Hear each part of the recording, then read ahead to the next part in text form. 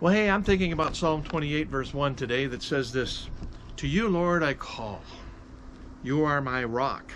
Do not turn a deaf ear to me, for if you remain silent, I'll be like those who go down to the pit. I'm convinced that when we call out to God, He answers. He's not silent. This calling that David is doing is really personal and relational to you, Lord. And this call starts with a personal address and then a special praise that reminds him of the nature and the character of God, that God is our rock. He's solid, He's stable, He's faithful, He's strong, He's dependable, He's true to His nature. Rock solid truth. We have even the solid assurance of His voice. I started reflecting on Psalm 28 while sitting by a farm pond in Iowa last week. We went back there to go to a family reunion, and I was enjoying a quiet morning, and the silence was so refreshing. The peaceful stillness was bringing like a wonderful calming to the heart, and like a warming sunrise of light to the soul.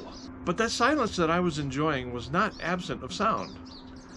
Silence wouldn't be all that peaceful if it was completely void of sound, right? I mean, have you ever been in a dark cave with no sound except maybe the sound of your own breathing?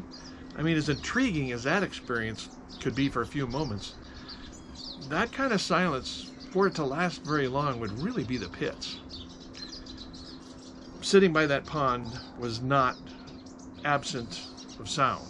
The birds were singing, a bullfrog sounding out his tune. I mean, the leaves were chiming in with the breeze, and some waves were gently lapping on the shore, and I heard a grouse calling out, and a jumping fish caught my attention. The sounds of that silence were kind of like all creation declaring the glory of God. Sanctified silence, peaceful, which is not the absence of sound or devoid of words. It's actually the presence of the Word, the presence of Jesus in that moment. It's the peaceful, quiet moments that God often speaks. He's not silent, but His voice is in those quiet places where He can connect with us and my heart can connect with Him. And when we call out to Him, He answers. And if I'm not hearing, or if it seems like He's silent, then opening my Bible is kind of like tuning in my heart and turning up the volume and turning on the power switch. So, Father, thank you. Thank you for not remaining silent.